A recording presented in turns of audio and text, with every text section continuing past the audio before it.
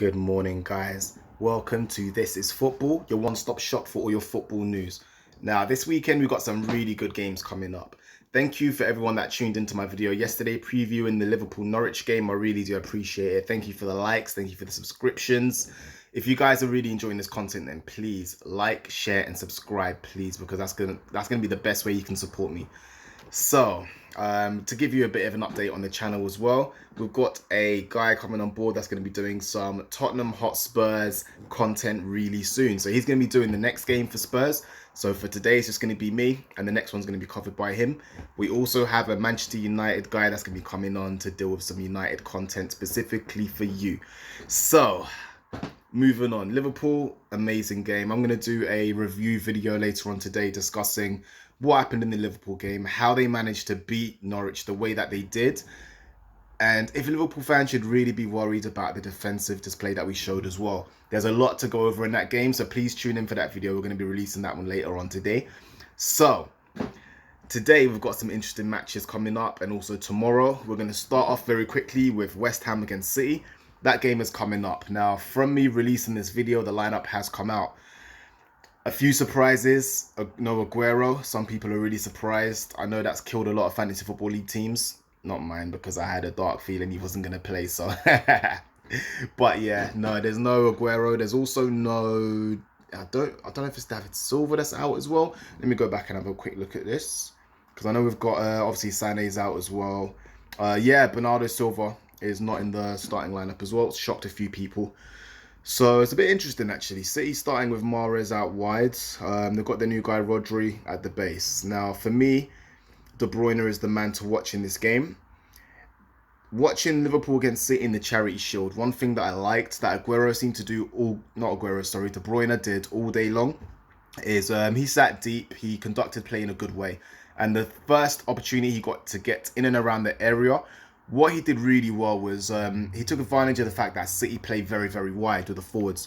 So as the wide forward on the right-hand side is hugging the touchline, and at the time, I believe it was Sterling playing centre forward who was occupying the centre-back, that leaves a space between the full-back and the centre-back that De Bruyne was then slipping into, doing a third-man run and getting some great balls into the box. And I do believe that De Bruyne is the one to watch in this game, which is why he's in my fantasy football league team as well. So that, for me, is one of the key things that we need to look out for City in this game.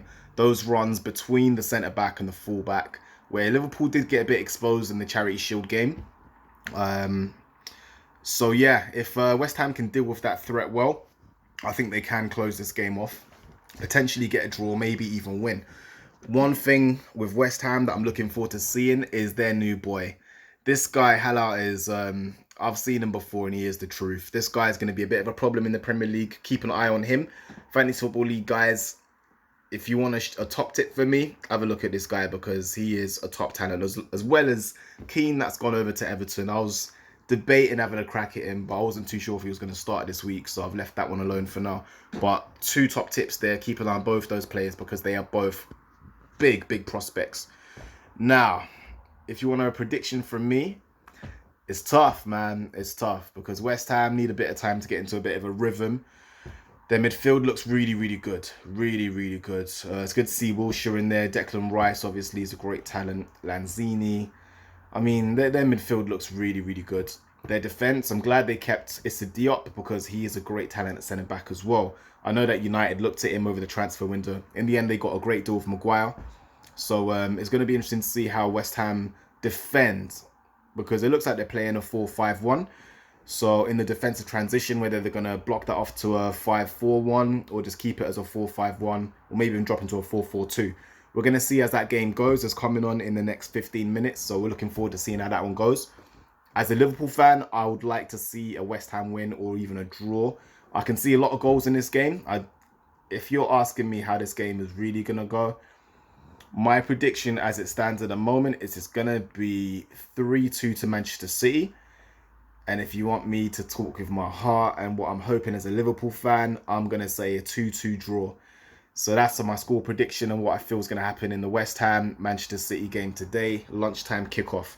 So, 5:30, we've got Spurs at home to Aston Villa, the new boys in town. Now, I'm not seeing too much of Villa from the Championship. I know that really they're a Premier League team. They should be in the Premier League. It's not right seeing Aston Villa in the Championship or below. So it's good to have them back in the league. Now, Spurs, I do believe I'm on the fence with these guys because if they'd got that deal for Dybala over the line, I would have said they are guaranteed title contenders and a squad as strong as Liverpool or City for the league. Now, looking at their team, one of the reasons I feel that Spurs tapered off so much last season was the form of Dele Alli. Dele Alli, the season before, easy double figures into the 20s for goals and assists. And last season, it wasn't very productive for him. So I feel like if Dele Alli can recapture the form of 2 seasons ago, then Spurs will be right in the mix in the top 3, definitely maybe even the top 2. If they can't get the best out of Dele Alli and Eriksen, we don't know what form he's going to be in because we all know that he wanted to leave this transfer window. He's not got his wish, but that might still happen in January because if he doesn't sign a new contract, then they're not going to allow him to go for free. So that's a bit of a tough one to call for me as well. I'm not entirely sure what the lineup is going to be. Spurs midfield's looking very, very solid. Ndombele, a fantastic sign-in for Tottenham. I would be extremely excited if I was a Tottenham fan having him on my team because between him, Harry Winks and Sissoko, you've got a destructive midfield. And then you've got up top, you've got Harry Kane. We all know about him. However, we all know that he struggles to score in August. So this again, I think is a hard one to call in terms of the scoreline. But if you want my call, I'm going to say 3-0 to Spurs. They're the home team. They've got a great squad. And I think Spurs are going to pull this one out in impressive fashion. Now, I'm going to move on to this one and bring Arsenal last. United, Chelsea tomorrow at Old Trafford. Again, this is a very, very hard game to call.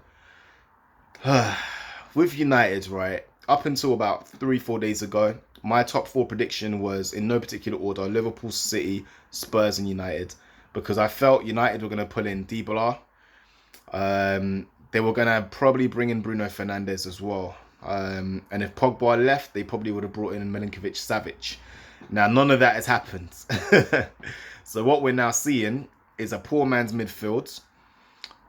If we're going by last season, a poor man's strike force. And it's even weaker now because they've sold Lukaku. We all know that he had Timberland boots on the whole season, but it doesn't matter because he still got some goals and they've now lost them and not replaced them. Now, you could argue you've got Mason Greenwood coming in. He's a fantastic talent, but he's unproven at the top level in the Premier League. So it's impossible to tell how he's actually going to adjust to moving into the first team. I do believe that Mason Greenwood may actually even start the game today, which is why he's in my Fantasy Football League team as well. So not today, sorry, tomorrow. So it's a bit of a tough one to call here.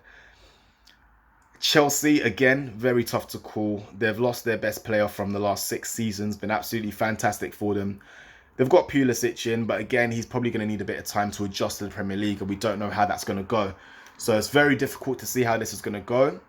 Lampard has never managed at this level, so we don't know how he's going to deal tactically with the changes in the game, how he's going to adapt to United in the game process. We don't really know how Lampard's going to be as a manager, so it's impossible to tell. This game, I'm going to call this one as a 1-1 draw at Old Trafford. I do believe it's going to be a draw. Yeah, that's my top tip. 1-1 draw, United-Chelsea. Mason Greenwood to be on the score sheet. I'm going to put that one out there. For Chelsea, I've got a sneaky feeling, although he's not really my favourite player in the world, that Ross Barkley might get onto the score sheet. He was in my Fantasy Football League team, but I had to trade him out for Zaha. So, yeah, if you want my top tip on that, that's how I'm going to go with that one. Right, the last game we're going to look at is Newcastle versus Arsenal. This one, for me, has become a very tough game to call. Before, I would have said 2-1 to Arsenal because their firepower is just too good. And not only that, but they've improved their defence with Tierney as well, bringing him in. David Luiz coming in as well. I do believe he's erratic, but he does improve their options from last season. So all in all, it looked like they'd improved an already impressive attack that was only third to Liverpool and City for goals scored last season. And they've also improved their defence.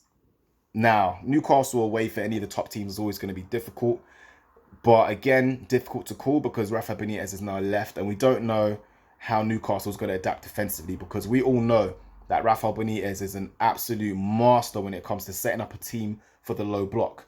So we don't know how Newcastle's going to adapt to that, if they're going to be as proficient in the low block as they were last season under Rafa. So again, it's really difficult to tell how this one's going to go. To add to that, we're hearing that Pepe's not playing because he's not match fit. Ozil and Kolasinac are out of this game. Lacazette, we're hearing, is not match fit. So Aubameyang, of course, is going to start. We're looking at potentially Mkhitaryan in there. Iwobi's gone to Everton at the last minute, not been replaced. Tierney, we're hearing he's out for at least 6 weeks. And we're hearing reports that he was out for something like 20 games last season as well. So injury-wise, it's not looking good for Arsenal. David Luiz will start. I'm pretty confident on that because their options are that low. He has to start, even though he's only probably trained once or twice with the team since he signed for Arsenal. So David Luiz will be in there, and as such, he's in my team as well. It's become a very difficult game for me to call because Newcastle can pick you apart when they want to play football. We saw that against United last season, although they ended up caving in.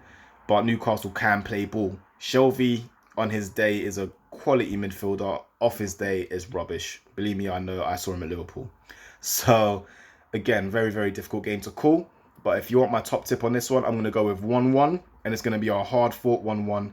Aubameyang to score and Newcastle to score first. So there we have it. We're looking at City West Ham. I'm going to go with 3-2 to Manchester City. Spurs against Villa. I can see a comfortable 3-0 on that one. Newcastle to take a point from Arsenal 1-1 opening game. United Chelsea again. I can see a 1-1 coming from that as well. So thanks again, guys. Thank you for tuning in. Don't forget as well, please smash that like button. Get the share button moving as well, because that's the best way to support us. If you want more content and more knowledge about what's going on with the top 6 over the season, then please hit that bell button as well, because we're going to be releasing content after content. As the channel grows, we're going to be doing less of this like handheld type thing. We're going to have a studio. We're going to have a lot of good stuff. Plus, obviously, we're going to have someone for each team doing their content. So please support us. It's the early days, but we're still growing, and we want this channel to be an amazing place for fans to discuss how they feel. So guys, in the comment section, just let me know what you feel about the results, how you think the game's going to go, predicted lineups. Arsenal fans, reach out, let me know how you're feeling about Tierney and his injuries, because it doesn't look good.